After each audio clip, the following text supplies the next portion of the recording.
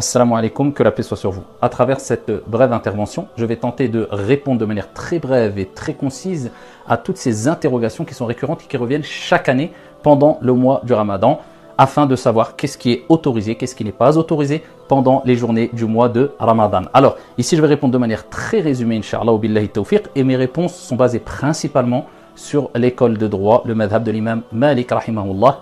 On traite le premier sujet. Concernant le dentifrice, ce n'est pas illicite d'utiliser du dentifrice pendant les heures de jeûne du Ramadan, pendant les journées du mois du Ramadan. Par contre, cela reste déconseillé par crainte d'avaler une substance et que cette substance parvienne à la gorge puis à l'estomac. Donc, si vous êtes amené à le faire, je dis bien pendant la journée du jeûne du Ramadan, donc utilisez un minimum de dentifrice afin d'éviter de l'avaler, et le fait de délaisser cela est préférable. Concernant les personnes qui sont malades, donc ou une personne tout simplement qui craint pour sa santé, de manière claire, s'il est amené à jeûner. Donc à ce moment-là, il ne jeûne pas, il est considéré comme une personne malade et il devra rattraper sa journée de jeûne quand il en aura les capacités après le mois du Ramadan, Inch'Allah. Concernant les personnes qui ont une maladie chronique, donc une maladie qui va les suivre quelque part à vie. À ce moment-là, ces personnes-là, ils ne sont bien sûr ni tenus de jeûner le mois du Ramadan, mais aussi ils n'ont pas à rattraper ces journées de jeûne non jeûnées. Mais par contre, il est préférable, pas obligatoire pour eux, de nourrir un pauvre pour chaque jour non jeûné. Et il en va de même pour les personnes très âgées, très avancées dans l'âge. Donc pour eux, il n'est pas obligatoire de jeûner si ils éprouvent une grande difficulté et pénibilité ou il y a un risque clair pour leur santé dû à leur âge très avancé. Et par contre, cela, il leur sera préférable simplement de nourrir un pauvre pour chaque jour non jeûné. Concernant les vomissements, si la personne vomit de manière involontaire, à ce moment-là, cela n'annule pas du tout son jeûne. Par contre, même si elle a vomi de manière involontaire, mais elle a été amenée à ravaler, akramakumullah, une partie de son vomi, eh bien, cette journée de jeûne devra quand même être rattrapée. Par contre, si la personne vomit volontairement, cela, bien sûr, annule la journée de jeûne. Concernant les glaires, akramakumullah, cela n'invalide pas le jeûne dans l'école de l'imam Malik, mais une majorité de savants considéraient que cela annulait le jeûne, le fait de ravaler ces glaires. Donc il est préférable de s'en débarrasser de ces glaires et de ne pas les ravaler, mais comme je vous ai dit précédemment dans l'école de l'imam Malik, rahimahullah ta'ala, ravaler ces glaires, akramakumullah, cela n'annule pas votre jeûne. Bien sûr que ravaler sa salive, c'est quelque chose de naturel, et on ne peut pas s'en détacher, cela n'annule pas du tout le jeûne. Al-imsak, c'est l'abstention, le fait de s'abstenir de boire et de manger de manière préférable 15 à 20 minutes avant l'heure de l'Fajr. On a le droit de manger et de boire jusqu'à l'heure de l'Fajr. Mais il est préférable, particulièrement dans l'école de l'imam Malik, rahimahullah ta'ala, et l'argumentation est très forte de leur côté, eh bien il est préférable de s'abstenir 15 à 20 minutes avant l'heure de l'Fajr.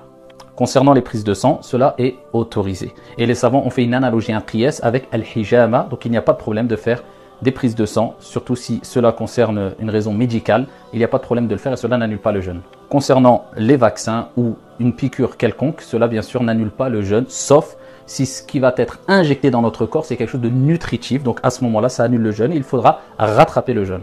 Alors concernant les gouttes qu'on met dans les yeux ou dans le nez ou dans les oreilles, la règle elle est claire, tout ce qui va parvenir à la gorge, eh bien cela annule le jeûne. Si on s'assure que ça ne parvient pas à la gorge, à ce moment-là, cela n'annule pas le jeûne. Donc c'est pour cela qu'il est préférable de ne pas utiliser de gouttes ni pour les yeux, ni pour le nez, ni pour les oreilles pendant la journée de jeûne, mais les utiliser avant d'entamer la journée de jeûne ou bien après avoir ici terminé sa journée de jeûne. Si c'est impératif et c'est médical et on est obligé de le prendre en journée bien sûr, eh bien à ce moment-là, si on sait que ça va parvenir à la gorge, eh bien on rompt le jeûne et on rattrapera le jeûne après le mois du Ramadan, Inch'Allah. Alors concernant les rapports intimes avec son épouse, l'épouse avec son époux pendant la journée du jeûne du mois de Ramadan. Alors je ne parle pas en dehors des heures de jeûne du Ramadan pendant le mois du Ramadan, ce qui est totalement licite. Je parle pendant les heures de jeûne du Ramadan, à l'unanimité des savants, cela est strictement interdit. Et celui qui a eu un rapport avec son épouse pendant la journée du mois du Ramadan, ou une des journées du mois du Ramadan, eh bien il doit non seulement rattraper cette journée-là, mais en plus de cela une expiation. Dans l'école de l'imam Malik, il préfère que ça soit le fait de nourrir 60 pauvres. Et concernant le fait d'embrasser son épouse ou son époux, ou bien d'avoir ici des caresses ou autres, eh bien les savants ont dit qu'il y avait plusieurs cas. Si la personne le fait pour dire au revoir, bonjour, de manière, on va dire, sans trop de désir, et s'il n'y a aucun problème de le faire. Si c'est fait avec un désir qui peut provoquer la sortie d'un des liquides qu'on appelle soit al-mani ou soit al-mavi, c'est-à-dire le liquide séminal qui peut sortir après des désirs, ou bien le sperme.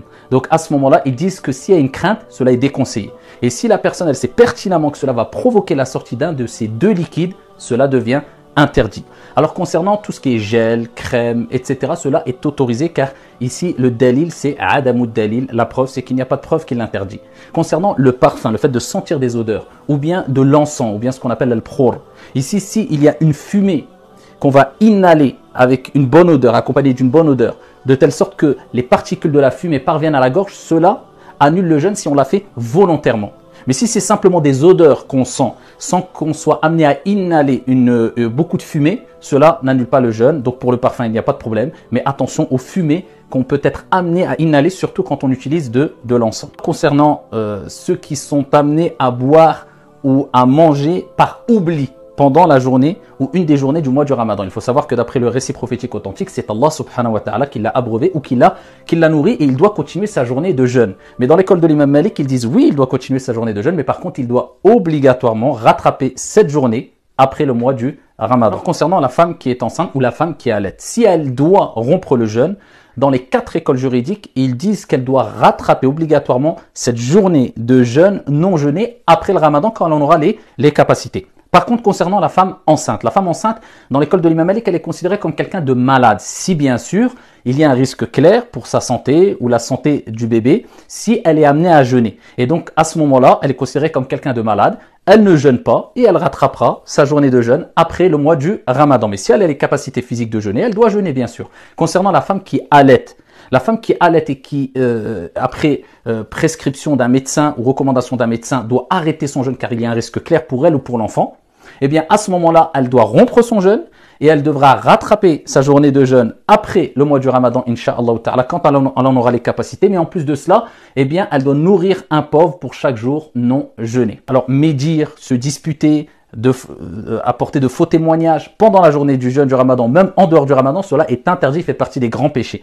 Par contre, ici, pendant le mois du Ramadan, c'est encore plus grave. Est-ce que ça annule le jeûne? Non, ça n'annule pas le jeûne, mais ce qu'on peut dire, c'est que la récompense est diminuée, voire quasi inexistante si on est amené à mentir, se disputer ou commettre des graves péchés pendant la journée du jeûne.